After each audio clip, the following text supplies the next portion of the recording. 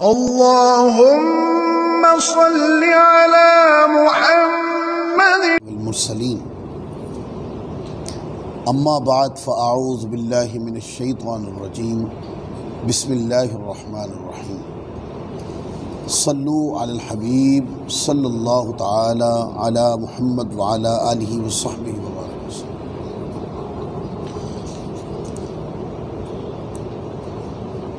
آج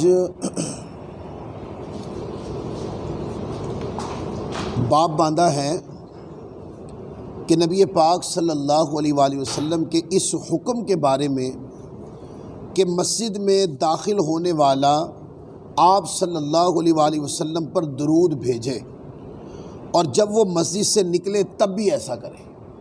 یہ نئی چیز ایڈ کروا رہا ہوں۔ دعا سے پہلے تو آپ لوگوں نے سنا ہے نا کہ دعا کی ابتدا سے اور انتہا پر درود پڑھنا چاہیے، اس پر گفتگو ہو چکی۔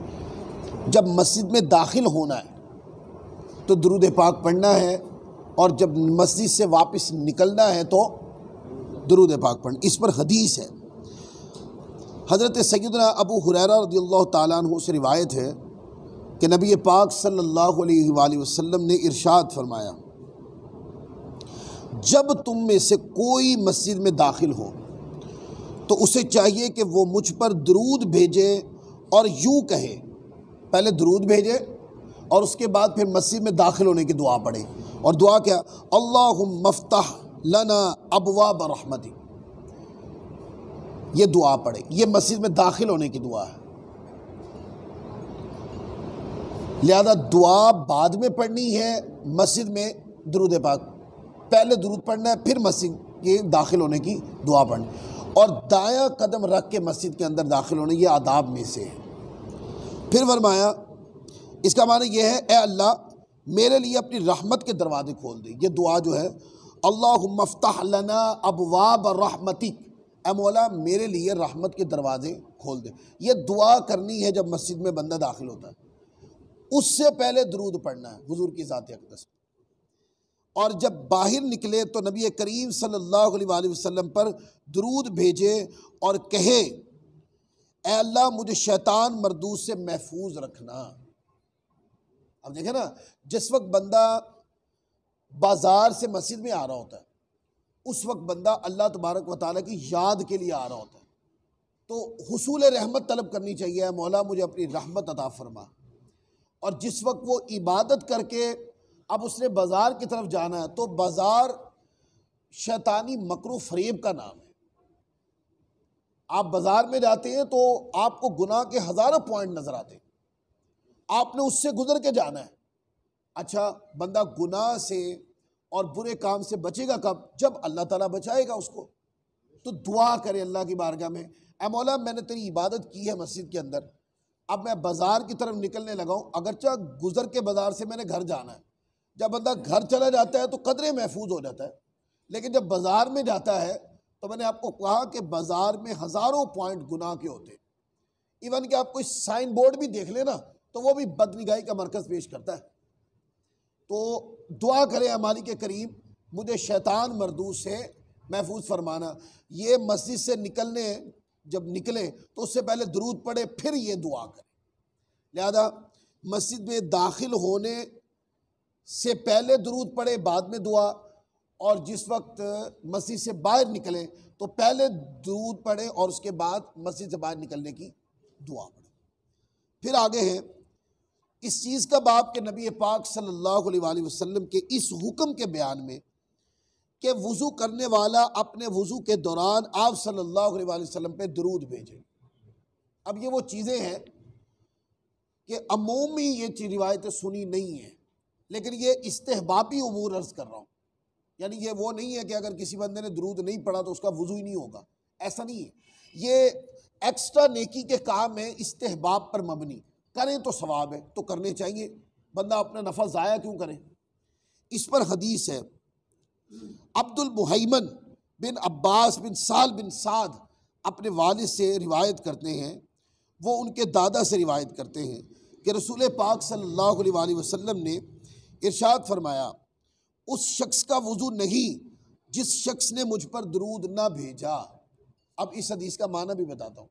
یعنی کہ اس کا مطلب یہ نہیں ہے کہ جس نے درود نہیں بھیجا اس کا وضو ہی نہیں ہوا، اس کی نماز ہی نہیں ہوگی، نہیں، اس کا معنی یہ کہ اس کا وضو کامل نہیں ہے، اس کے وضو کی تمام برکتیں وہ نہیں حاصل کر سکا، یا وضو کے اندر جو حصہ درود پاک کی برکتوں کا تھا وہ حاصل نہیں کر پایا۔ اس حدیث کا معنی یہ کہ اس شخص کا وضو نہیں، یعنی کامل وضو نہیں، جس نے وضو تو کیا پر میری ذات پہ درود نہیں پڑا۔ لہذا وضو کرنے سے پہلے، اگر وضو کرنے سے پہلے درود یاد آ گیا تو پڑھ لیں، پھر بسم اللہ والحمدللہ، بسم اللہ الرحمن الرحیم، پہلے حضور کی ذات پہ درود پاک پڑھ لیں، پھر بسم اللہ الرحمن الرحیم، بسم اللہ والحمدللہ، ہاتھ دھوئے درود شروع کر دیں۔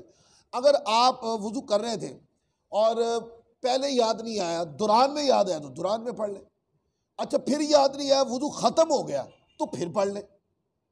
تو معنی یہ ہے کہ جب بھی وضو کریں تو کیا کریں؟ حضور کی ذات اقدس پر درود پڑھیں۔ پھر اگلا باب ہے نبی کریم صلی اللہ علیہ وآلہ وسلم کے اس حکم کے بارے میں کہ آپ صلی اللہ علیہ وآلہ وسلم پہ درود پڑھا جائے جب بھی کسی انسان کا کان بجنے لگے اور آپ کا ذکر کرے۔ دیکھیں نا، یہ روٹین میں آپ لوگوں نے سنی نہیں ہے یہ روایتیں، یہ شاید آپ میں سے بہت سے دوست ایسے ہوں گے جو پہلی بار سن رہے ہیں۔ یہ حدیث کی کتاب میں ہے، یہ روایت امام طبرانی رحمۃ اللہ علیہ نے المعجم الکبیر کے اندر اب عبید اللہ بن ابی رافع سے روایت کیا ہے، اور حدیث نمبر ہے 95، اس کی جلد نمبر 1 ہے۔ اچھا، یہ معجم الاوسط، یہ امام طبرانی رحمۃ اللہ علیہ کی جو کتابیں ہیں، اس کے میں نے جلد نمبر 1 اس کی مکمل ہو گئی ہے، میں اس کے باقاعدہ ان احادیث کے درس دے رہا ہوں، اس کے تقریباً کوئی 25 سے زیادہ سلسلے جا چکے ہیں، تو اس کو بھی دیکھیے گا۔ محمد بن عبداللہ بن ابی رافع اپنے والد سے اور وہ ان کے دادا جان سے روایت کرتے ہیں کہ آقا علیہ الصلوۃ والسلام نے فرمایا، جب تم میں سے کسی کا کان بجنے لگے، یعنی سیٹی کی آواز آنے لگے، کان بجے، پس اسے مجھ پر درود بھیجنا چاہیے اور یہ کہنا چاہیے اللہ تعالیٰ اس کو خیر کے ساتھ یاد فرمائے جس نے مجھے خیر کے ساتھ یاد کیا۔ میں یہ دعا کریں، یہ دعا پڑھنے سے پہلے کیا کریں؟ آقا علیہ الصلوۃ والسلام نے فرمایا کہ وہ میری ذات پر وہ درود پڑھ لے۔ پھر اگلا باب ہے کہ باب اس چیز کے باب میں کہ نبی کریم صلی اللہ علیہ وآلہ وسلم کہ اس شخص کے لیے فرمان کے بارے میں کہ جس نے نماز پڑھی، دعا مانگی، لیکن نہ ہی اپنے رب کی حمد کی اور نہ ہی نبی کریم صلی اللہ علیہ وسلم پر درود بھیجا، فرمایا کہ اس نے جلد بازی کی۔ اس پر ہم گفتگو کر چکے ہیں کہ نماز تو پڑھی، اور نماز کے بعد بعض لوگ ایسے بھی ہوتے ہیں کہ نماز پڑھی وہ کہہ رہے دعا کی کون سی ضرورت ہے، ایسے لوگ بھی ہیں، اور ایسے لوگوں کے نظریات سے شدید اختلاف ہے ہمیں، کہ یعنی کہ میں نے ایسے جملے بھی بعض دوستوں سے سنے ہیں، ٹھیک ہے آپ لوگوں کی تحقیق اپنی جگہ، لیکن یار اس چیز میں اختلاف کی تو ایک آپ لوگوں نے بنیاد بنا رکھی تھی جو کہ غیر معتبر ہے، کہ وسیلے سے دعا مانگنا جائز نہیں ہے، حالانکہ وہ دلائل سے ثابت ہے۔ لیکن ان سے میں نے یہاں تک کے لفظ سنے وہ کہہ رہے کہ فرض نماز کے بعد کہیں دعا لکھی ہوئی ہے، یہ جملے میں نے سنے ان سے۔ اچھا، میں نے پھر ان کو ایک جواب دیا، میں نے کہا ثابت کرنے پر تو میں نفل نماز کے بعد بھی دعا ثابت کر دوں گا اور بخاری جیسی کتاب سے ثابت کر دوں گا، لیکن میں آپ کے لیے اتنا ہی جواب کافی ہے کہ مجھے کوئی دلیل کی ضرورت نہیں ہے اللہ سے مانگنے کے لیے، بس میرے اتنی دلیل کافی ہے۔ یعنی اس حد تک یعنی کہ بندے گرنا شروع ہو گئے ہیں کہ فرض نماز کے بعد جو اجتماعی دعا کرتے ہیں وہ کہہ رہے ہیں اس کا ثبوت کسی کتاب میں ہے اس کا ثبوت، اور بلکہ نفل نماز کے بعد بھی حضور علیہ الصلوۃ والسلام کا دعا کرنا ثابت ہے، یہ بخاری مسلم کی حدیث ہے۔ ایک بندہ آیا مسجد کے اندر، نماز پڑھی، اللہ کی عبادت کی، اب کہتے ہیں کہ دعا عبادت کا مغز ہے، اور جب آپ نے دعا کی تو اپنے مالک سے مانگے، کیا مانگے؟ وہ تمام جائز امور جو آپ کو دنیا میں راحت دیں اور اللہ کی قربتوں کا سفر طے کروائیں، اللہ کی فرما برداری کروائیں، اپنی آل اولاد کے لیے دعا مانگے اللہ سے، اور ہاتھ اٹھا کے اللہ رب العزت سے مانگے۔ جو بندے عبادت کرتے ہیں اور دعا میں جلد بازی کر جاتے ہیں یا دعا نہیں مانگتے، وہ لوگ جلد باز ہیں۔ ان جلد بازوں میں وہ لوگ بھی ہیں کہ جنہوں نے نماز تو پڑھی اور دعا مانگتے ہوئے جلد بازی کر لی، مطلب نہ درود پڑھا نہ اللہ کی حمد کی، اور فٹافٹ بس ایک یوں سمجھے رٹے رٹائے الفاظ کے اندر دعا مانگ کے فارغ ہو گئے۔ اللہ کے بندو، دعا ایک کیفیت ہے، کیا بندے کے قلبی کیفیت ہے بندے کی۔ جب بندہ اللہ تعالیٰ سے مانگتا ہے تو یہ اس کے قلبی رجحانات ہوتے ہیں کہ وہ کتنے زور سے مانگتا ہے، کتنے درد سے مانگتا ہے۔ دعا کسی یعنی کہ ظاہری الفاظ کے پریکٹیکل کا نام نہیں ہے۔ بعض لوگ رٹے رٹائے الفاظ میں دعا مانگتے ہیں، میں نے یہ دیکھا ان کی توجہ کچھ اور ہوتی ہے، جو مانگ رہے ہوتے ہیں اس طرف ان کی توجہ نہیں ہوتی۔ یہ بڑی ہی بے توجہی سے دعا مانگنا ہے۔ میں اکثر کہا کرتا ہوں کہ دعا ایک کیفیت ہے، دعا ایک حال ہے۔ جب اللہ تعالیٰ کی بارگاہ میں کھڑے ہو کر یا بیٹھ کر دعا کے لیے ہاتھ اٹھائیں تو بندے کا حال کھلنا چاہیے کہ بندہ اپنے رب سے مانگ کیا رہا ہے اور کس درد سے مانگ رہا ہے۔ اگر دعا میں درد ہی نہیں ہے تو دعا قبول نہیں ہوتی، تو پھر کافی ہے نا۔ جب درد نہیں ہے تو بغیر درد کے دعائیں قبول نہیں ہوتی۔ کیفیت ہوتی ہے، گر گڑانا ہوتا ہے۔ اللہ رب العزت کی بارگاہ میں جھکے ہوئے الفاظ، گرے یعنی کہ عاجزانہ الفاظ کے ساتھ دعا مانگی جاتی ہے، اور اپنے اندر کا سارا درد اللہ کی بارگاہ میں رکھا جاتا ہے۔ پھر دعا مانگے کیسے قبول نہیں ہوگی؟ تو دعا شروع کریں کیسے؟ میں نے طریقہ بتایا تھا، الحمدللہ رب العالمین، یہ اللہ کی حمد سے شروع ہو گئی۔ والصلاۃ والسلام علی سید الانبیاء والمرسل، یہ حضور کی ذات اقدس پر درود۔ اب ہماری دعا شروع ہوئی۔ اے مالک کریم، میں تیرا ناتواں بندہ ہوں، بڑا ہی کمزور ہوں، اے مولا مجھے معافی عطا فرما، میرے گناہوں کو معاف فرما دے، اور مولا میری دنیا آخرت کی خیر فرما، میری بے حساب بخشش فرما، میرے چاہنے والے مجھے تمام متعلقات کی خیر فرما، میرے دوست احباب کی خیر فرما، اہل خانہ کی خیر فرما، سب کو اے مالک کریم اپنی رضا کے تابع رکھنا، ہمیں اپنی عبادت پر استقامت۔ یہ ہوتی ہیں دعائیں۔ اب ہمارے ہاں جب دعا مانگی جاتی ہے تو طریقہ کیا ہوتا ہے؟ یعنی کہ جو لوگ دعا سے محبت رکھتے ہیں، آپ تو ان کو تو نہ لینا، وہ تو بڑے درد سے دعا مانگتے ہیں۔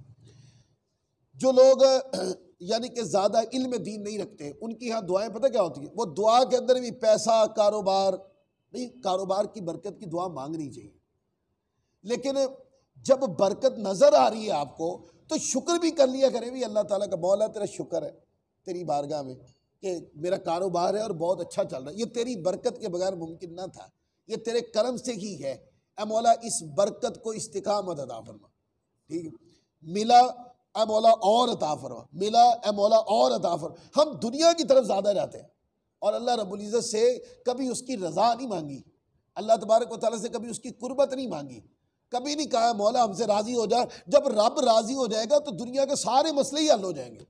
دنیا کے سارے مسائل صرف اس وجہ سے ہیں کہ اللہ تبارک و تعالیٰ کو جس طرح راضی کرنا چاہیے ہم راضی کرنے میں کامیاب نہیں ہو سکے۔